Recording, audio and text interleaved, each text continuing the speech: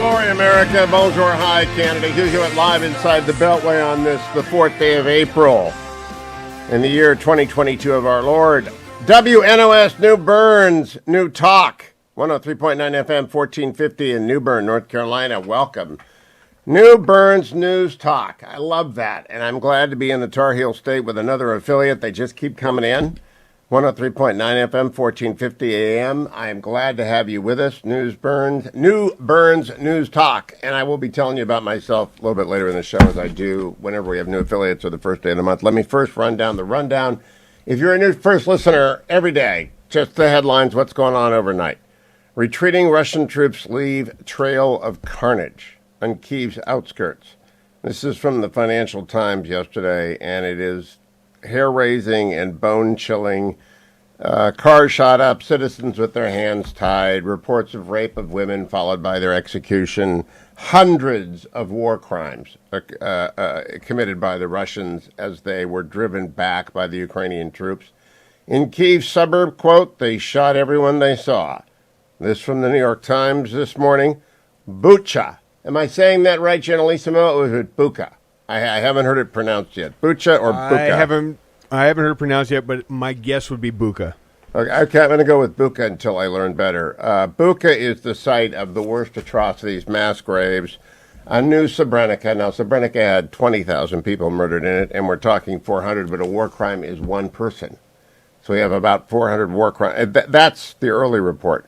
World leaders, this from the Times of Israel, express horror over alleged massacres near Kyiv.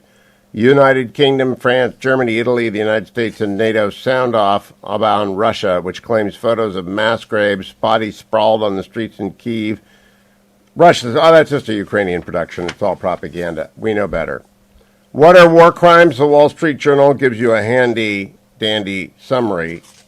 Shooting civilians is a war crime. They're non-combatants. You don't kill them.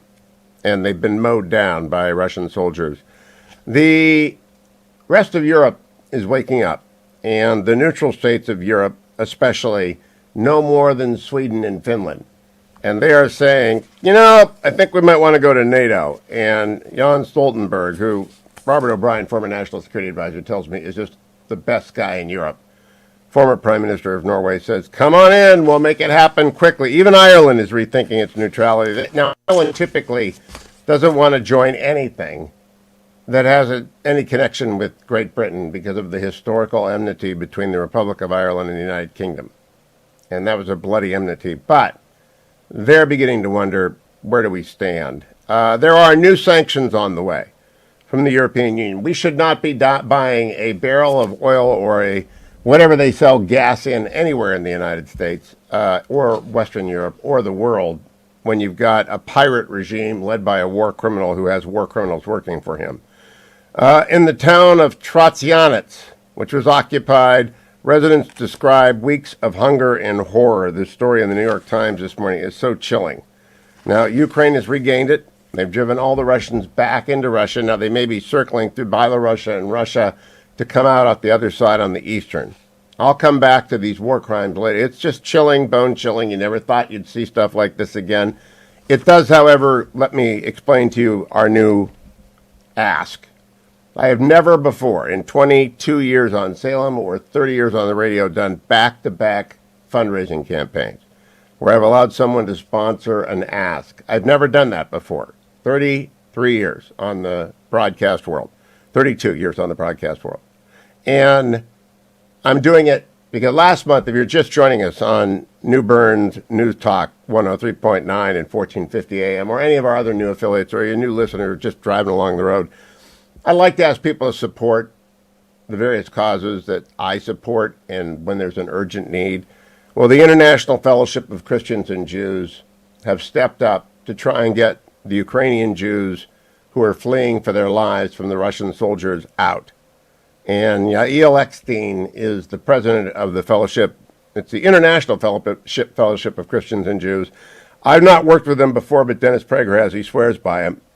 They are an amazing group, and they are sending plane loads of supplies from Israel. And then when they arrive, they load up the plane with Ukrainian Jews, and they take them to the promised land. Here's Yael Eckstein.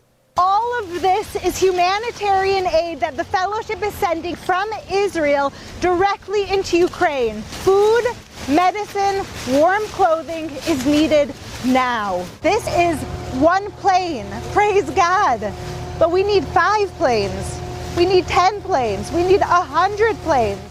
Now, Israel will take every Ukrainian Jew who wants to come, but we got to get them there. And this is a little bit like the Exodus movie, the Exodus song. And if I had a producer, I'd come back with "This Land Is Ours" instead of my hymn, as I do every morning. But all you have to do is go over to the banner at the top of hughhewitt.com. You will see it right up there at the top. It says, International Fellowship of Christians and Jews. I'm looking for 2,000 people who want to help bring a Ukrainian Jew to Israel. And this is like the Ethiopian airlift. It's like the Soviet Jews back in the day. You got to get the Jews out because the people will kill them. The Russians will just kill them. So they fled from eastern and southern Ukraine into evacuation centers. Many are at the border. And the International Fellowship of Christians and Jews will get them out. Interesting. This is an urgent campaign, so they had one of their big donors step up and say, "I'll match every dollar Hugh raises, every single dollar." So all you have to do, if you write a check for 50, it's 100. If you write a check for 10,000, it's 20,000. Anywhere in between, more or less. But if you want to do something very, very specific, last month we fed the refugees. This month we're getting out the Ukrainian Jews to Israel. So thank you in advance for your efforts. Join the Fetching Mrs. Hugh and I doing that. There is fury in France, and Emmanuel Macron faces the first round of voting this Sunday.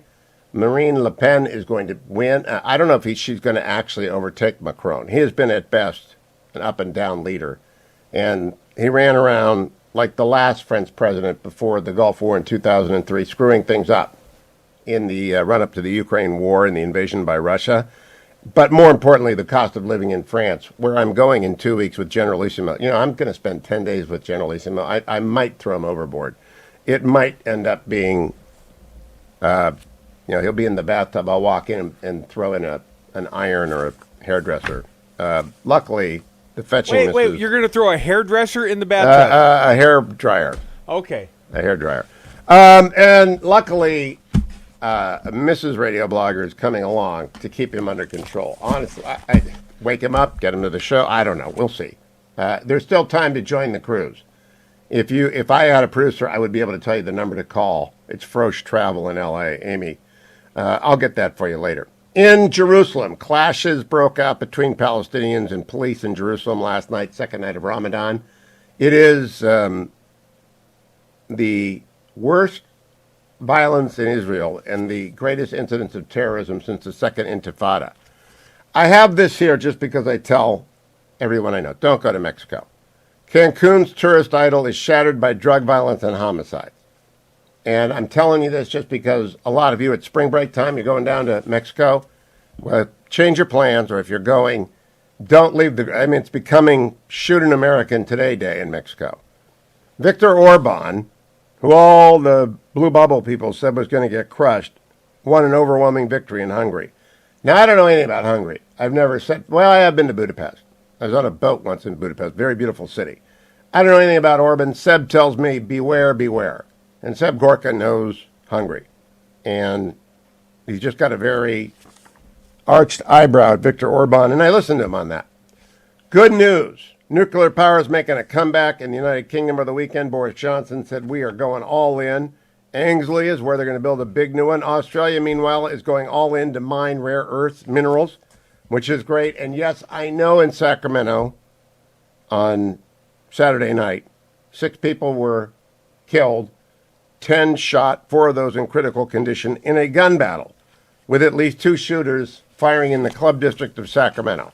And I can't tell you what that was about. They don't know what that's about. I will come back with much, much more, America. Don't go anywhere. It is the Monday morning edition. That's the rundown of the Hugh Hewitt Show. Welcome back, America. I'm Hugh Hewitt. Thank you for listening every Monday morning. It's time for the Yinzer Report. Selena Zito, all things Selena, are found at Selena.com. Columnist for the Washington Examiner, the New York Post, the Pittsburgh Post-Gazette. Good morning, Selena.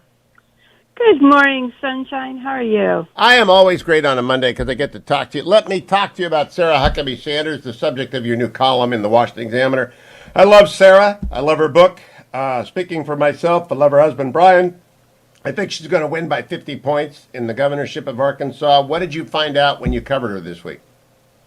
Well, what I found out is I think I've always known this about her, but she has the same incredible talent that her father has, is that they're very good speakers, and they're very good storytellers.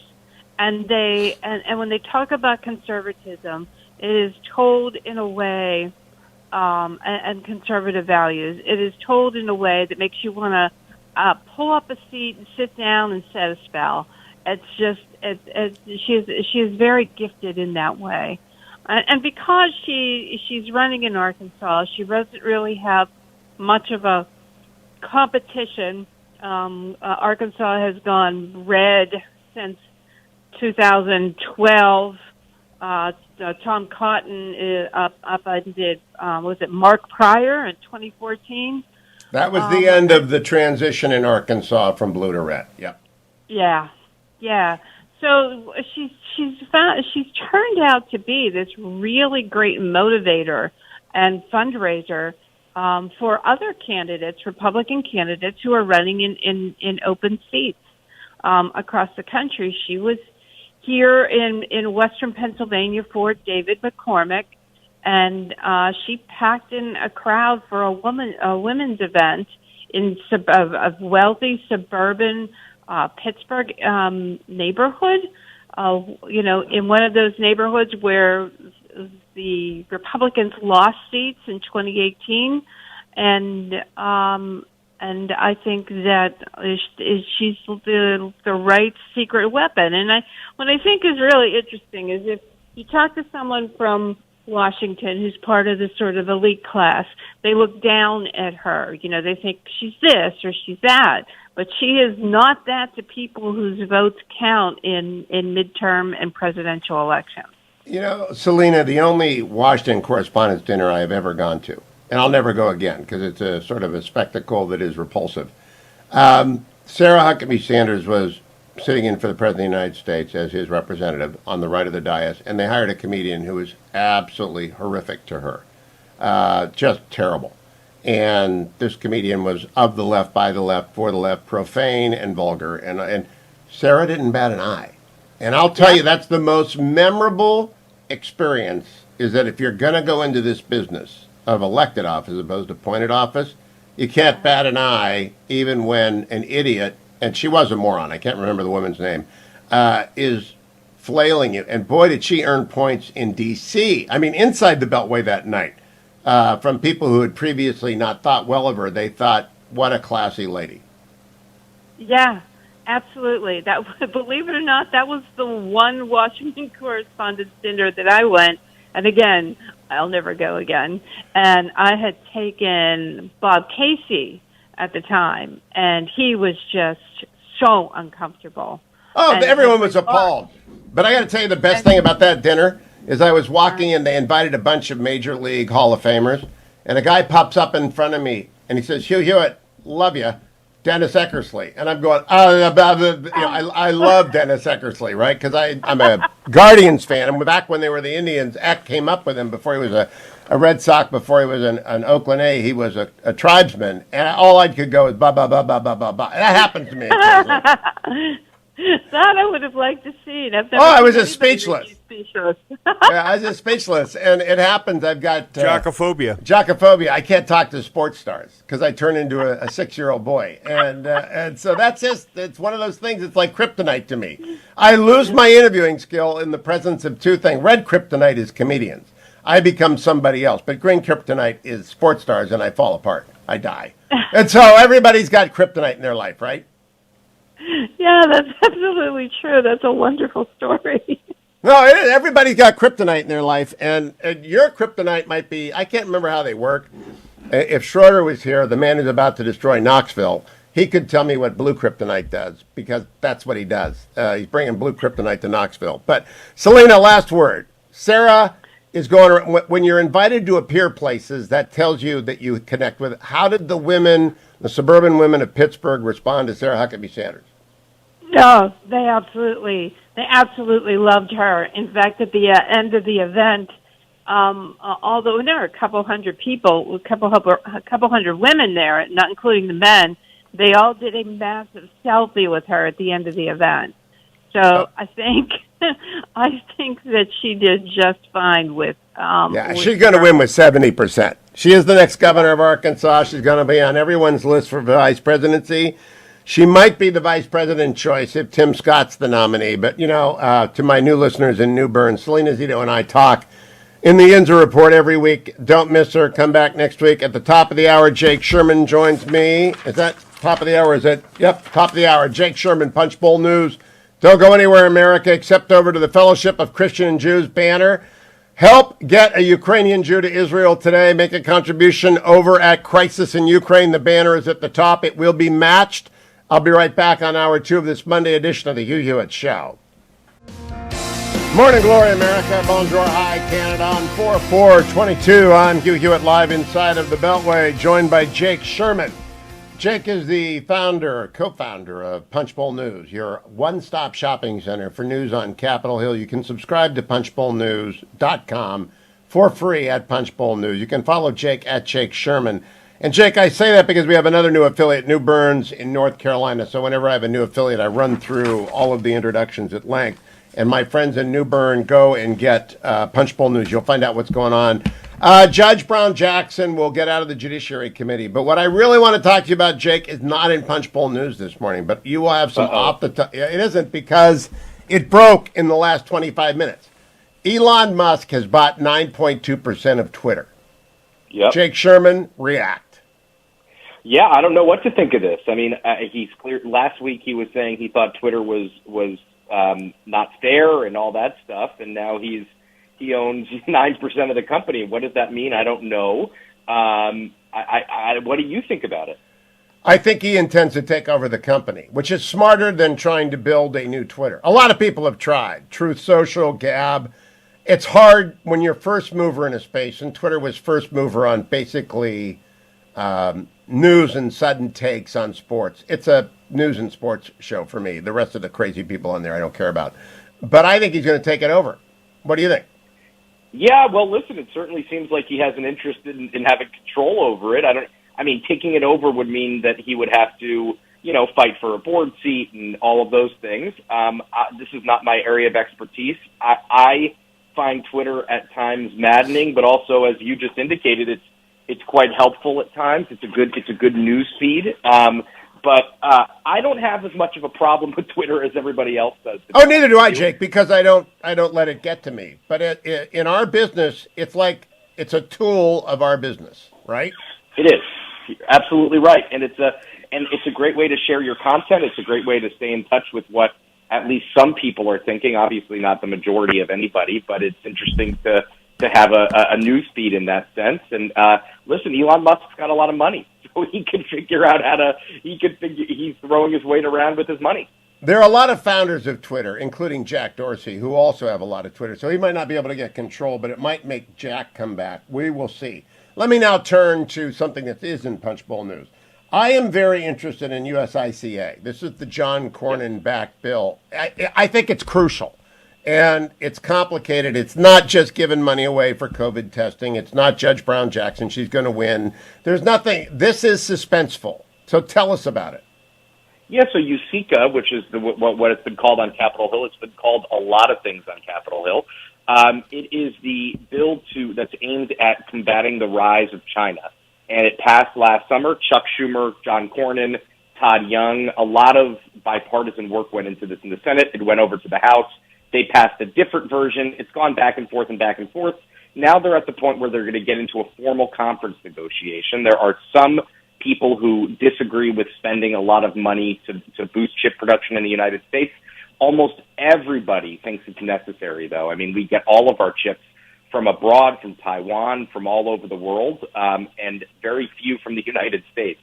Actually, none from the United States. So what happens now is they're going to have to go into a formal conference negotiation process in which many, many members of Congress are going to be at the negotiating table fighting for their priorities.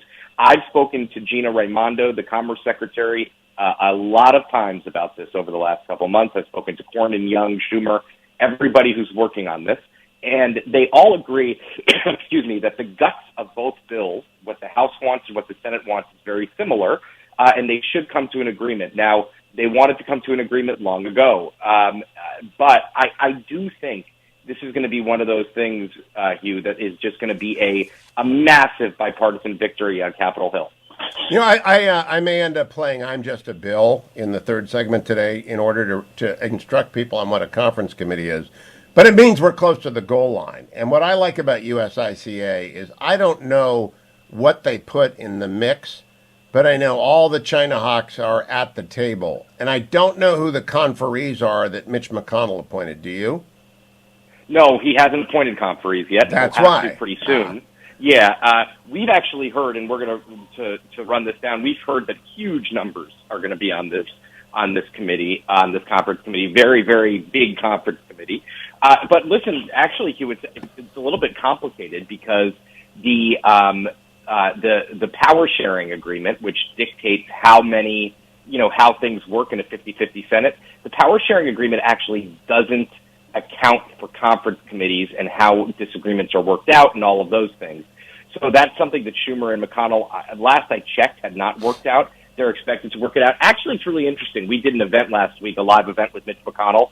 You could find the conversation on our podcast, on YouTube and on our website. C-SPAN carried it. Mitch McConnell said that he actually has a very good working relationship with Chuck Schumer now, which is a marked departure from some of his other relationships with Democratic leaders. I actually do think they're going to be able to get some sort of agreement worked out. I don't think it's going to be that difficult, just because this is something that everybody wants. This is something that everybody needs, and I think it's going to come together.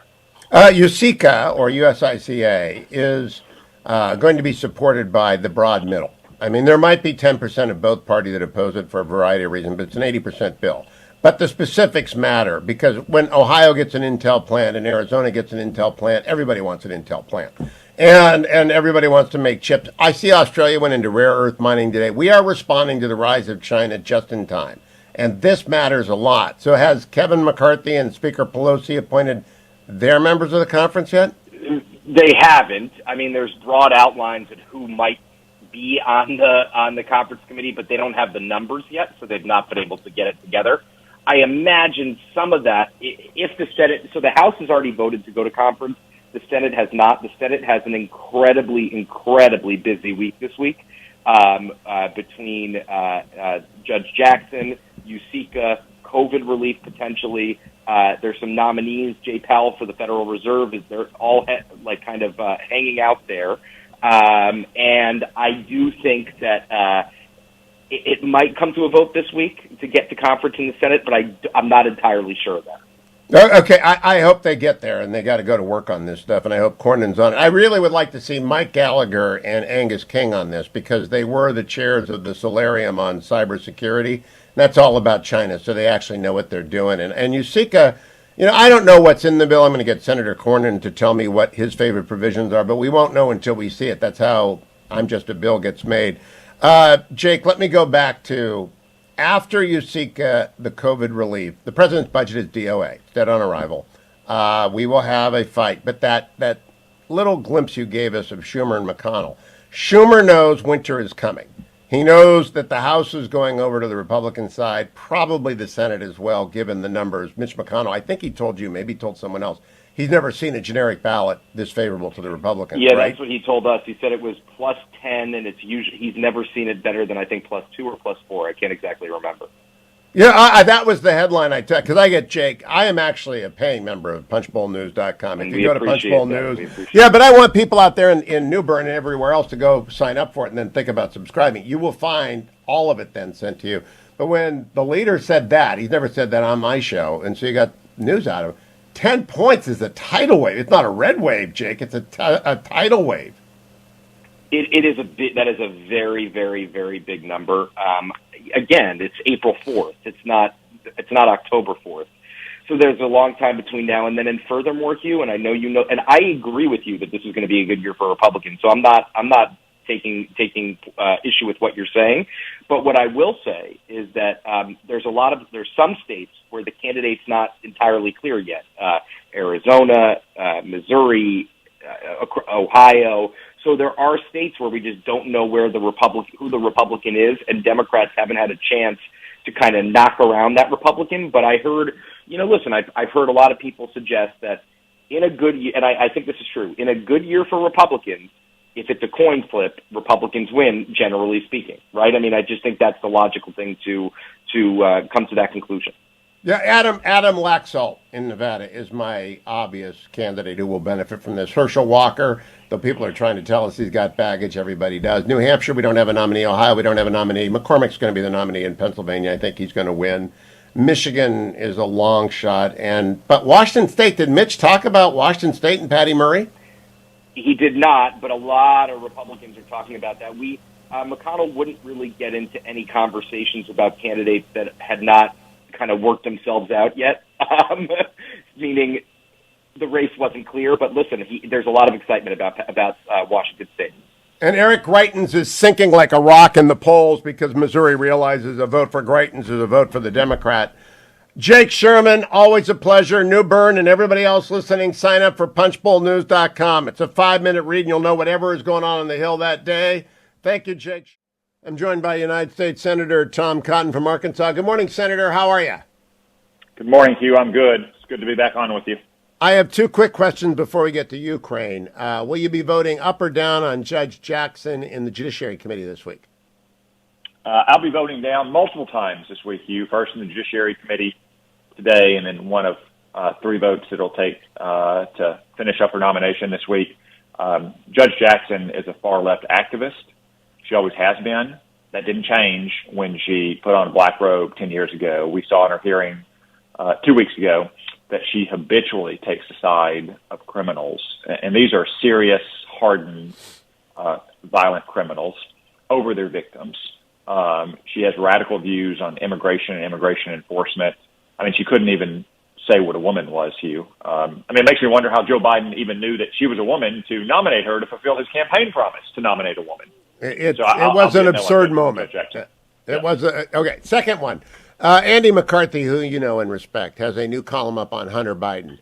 Will President Joe Biden's son be indicted? Probably. Are you following this? You're on Judiciary Committee. You know that Elon Musk bought a 9% stake in Twitter, which suppressed the story along with Facebook. What do you make of the story? Hugh, I'm following the story in the way you are and others are in the news. I read the story. Obviously, Hunter Biden is a very troubled man who is engaged in extremely shady business dealings for decades, trading on his family's name, frankly, like his uncle, Joe Biden's brother, James Biden, as well.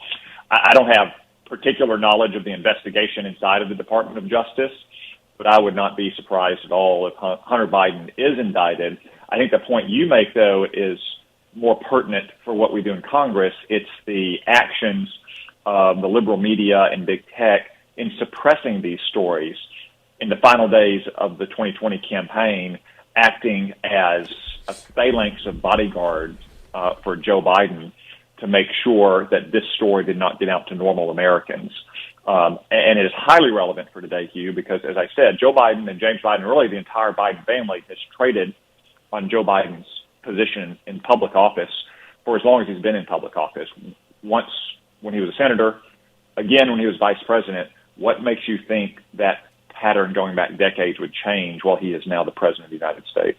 You know, Senator, when you go to legacy media, there are 2 kinds of Republicans or conservatives that appear on it: missionaries and refugees. I was a missionary to NBC for 5 years, and I'm done. I only do special report now with Brett because I don't believe it. I think their ratings are crumbling. Do you think they're crumbling? Do you think they're going to change and become fair, or are they just locked into the blue bubble? Well, Hugh, I don't think it's really a matter of thinking their ratings are crumbling. You can simply review the ratings each week. I think CNN is now down to employees and blood relatives. They just launched their streaming service, which is Jeff Zucker's parting gift at CNN. I don't know why they thought someone would want to pay extra for more content that no one watches on basic cable. But as long as they are, in effect, the communications arm for the Democratic National Committee. I don't think ratings or clicks are going to improve for many of these liberal media outlets. I just asked the question, is there one person on CNN Plus that a center-right conservative would listen to, much less a conservative? Is there even one show? And I don't think there is. Yeah, I have no idea who's on CNN Plus you, so I couldn't answer the question. Well, I do, and there isn't one. Let me move now to the key issue, which is the Bucha massacre. What do you believe? You're a member of the Senate Intelligence Committee, Senate Armed Services. I have a new affiliate in New Bern, North Carolina, so they might not know about the Arkansas senator. Tom Cotton is in his second term as senator. He's a member of the Armed Services Committee, the Judiciary Committee, and the Intel Committee. What do you know from open sources about what the Russians did to the civilians of Bucha and elsewhere? Hugh, like all of your listeners, I've been able to see the horrific videos and photos that have emerged from Bucha over the weekend and in some other communities across Ukraine as well, to parent that atrocities occurred. And it's very important that we document those atrocities so we can hold persons accountable. But in all this talk of war crimes that you hear, especially from the administration, Hugh, I would stress that we're still at the stage where we have to prioritize the war over the crimes. The Nuremberg trials started in 1945. They didn't start in 1942. And they only happened because we won the war and we were able to hold German war criminals accountable. So for the time being, while it's critical that we document these crimes, we still have to keep the main effort at winning the war. Otherwise, those who've perpetrated them will get away scot-free, in addition to seizing Ukraine and setting back America's national security interests. That's why it's so important that the Biden administration stop pussyfooting around, start providing more weapons immediately to the Ukrainians, and start providing them the intelligence they need to put Russia on the back foot, to include places like Crimea and the Donbas, which Russia controlled before this war began. Ukraine has a real chance to complicate Russian war planning at a minimum and to take back its own territory at best. That's what we should be focused primarily on right now. Senator Cotton, when President Zelensky was on with Brett Baer on Friday, he said, send us more weapons, send us more planes, send us old Soviet planes. It just is incredible to me that we have not, and I talked to a fighter pilot over the weekend, very impressed with the Ukrainian Air Force, that we have not gotten those MiGs there. Is that just not happening? Yeah, Hugh, I'm afraid not. I can give you a lot of reasons, and the bureaucrats at the Pentagon have a lot of jargon about deterrence and the failure of deterrence and the escalatory ladder. The bottom line is, Hugh, that Joe Biden is scared of Vladimir Putin. That's what it comes down to. Joe Biden is scared that Vladimir Putin will use chemical weapons or threaten nuclear attacks or commit more atrocities or shoot a missile into Poland. As long as he is scared of Putin, we're going to stay on the back foot in Ukraine. It's time to make Vladimir Putin scared of what Ukraine and its NATO partners will do. Part of that is for supplying those MiGs, Hugh. Now, those MiGs are not a silver bullet. They're not going to win the war, but they will add an additional complication to Russia's planning. They will allow Ukraine to fly more sorties every day. If they're only used for spare parts to the MiGs that Ukraine already has, Hugh, it's worth it. Volodymyr Zelensky has said repeatedly that he needs them, and I think he and his army have fought valiantly enough that we should heed them when they say they need it. It's not all they need. They need more air defense systems, especially from Eastern NATO partners who used to be in the Warsaw Pact and therefore have older Soviet-style weapons. They need more intelligence, Hugh. They need to be provided the intelligence necessary to strike into targets in Crimea and especially the Donbass. If Russia is going to make the Donbass the main effort of their war effort, we can't hold anything back from Ukraine as we're doing now.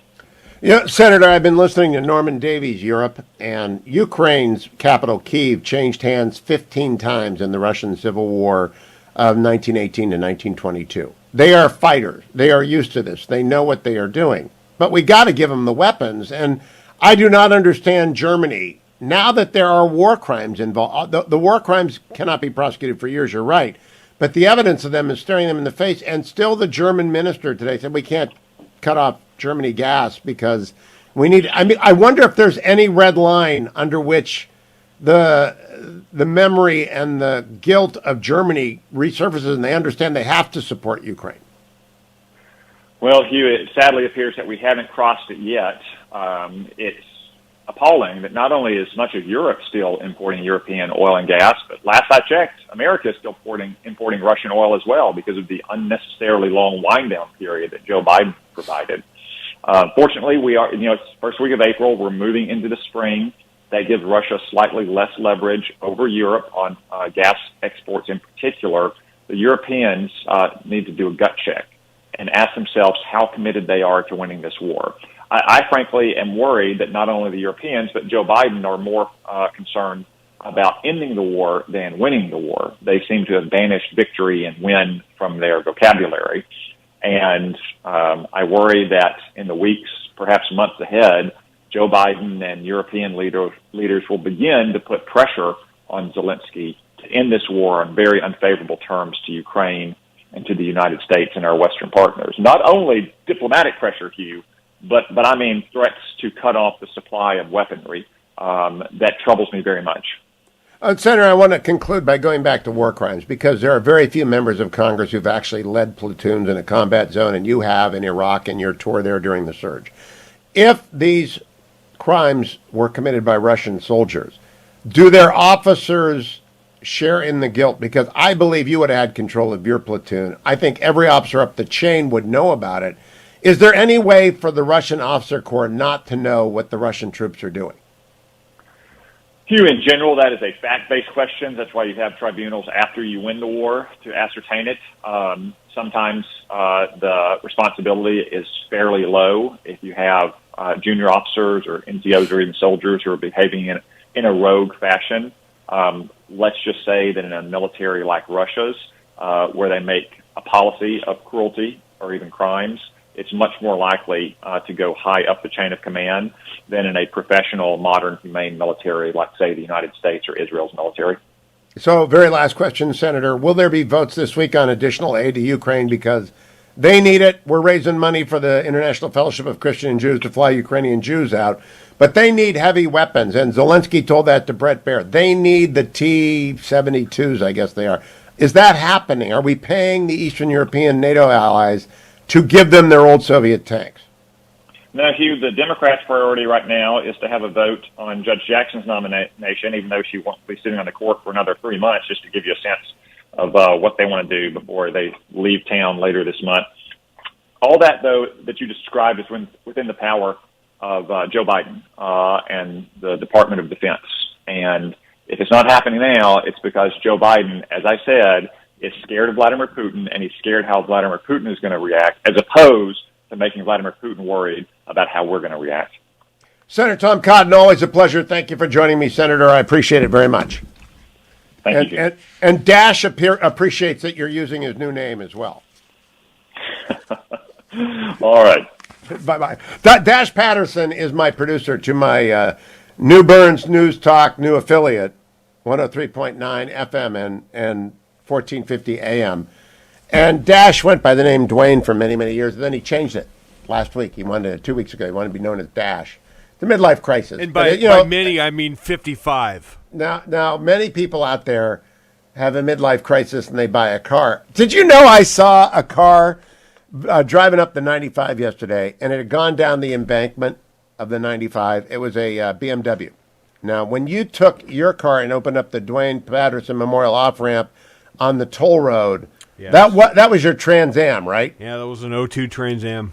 Yeah, so it was at the bottom. There's if you're on the toll road in Orange County this morning driving to work, salute as you go past the Dwayne, now Dash Patterson. We got to go change the sign on the Dash Patterson Memorial off-ramp because that's where he took a flying start. I took a flying, be careful.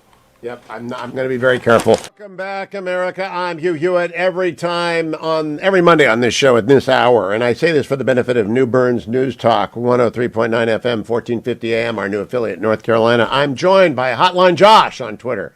That is Josh Kraushaar from the National Journal. Good morning, Josh. Good morning, Hugh. New Bern was named for Bern, Switzerland, so we know who settled that. I just want you to know that so that you don't get anything wrong about New Bern.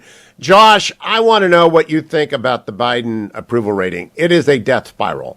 He is now down to a 54% disapproval, barely above 40%, and that's in the Real Clear Politics average. That doesn't count like the 38% in the Quinnipiac. What do you think has happened? Yeah, well, like the big news story, Hugh, is that Biden hasn't just lost independents, moderates, swing voters, but he's also losing some of his base, African-American job approval numbers in the 60s. He won 90+% in 2020. He's underwater with Hispanic.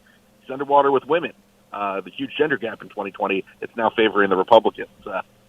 That is the big story. Not only is he losing support among these critical groups, among the base, but they're also not likely to show up in the same numbers they usually do in this year's midterm election. And that is the big story. You don't get under 40% unless you're losing some of that base. He's lost independents. He's lost moderates. Now he's actually taking some heat from people who supported him most vocally in 2020. Now, Josh, the redistricting, which is followed pretty closely by National Journal, has broke fairly evenly for Republicans and Democrats. Is that a fair statement? Yeah, Democrats have done better, I think, than the early conventional wisdom, but it's largely a wash. Republicans have had some successes, Ohio, North Carolina among them, and Democrats have had some successes in New York and some other blue states across the country. Illinois and California, although the New York Supreme Court got involved and turned that over, but that goes up to the appeals court. We'll see. Ohio's still in play. Florida's still in play. But if Mitch McConnell is right when he told Jake Sherman that his polling shows a 10% Republican advantage on the generic ballot, that's not a red wave. That's a red tsunami. Yeah, I mean, look, privately, some of the polling I've heard from Republicans rivals or even exceeds the political environment for Republicans in 2010 when Republicans took the House, and 2014 when Republicans won 9 Senate seats and took back the majority. Now, look, and some of this is I wrote a column about the map of competitive House races where Democrats are spending money, and some of these races are in seats that Republicans haven't aggressively contested in quite some time. These are seats in like deep blue Los Angeles that are potentially in play in the midterm election, even with some of the redistricting and the gerrymandering going on. In fact, Nevada is a great story.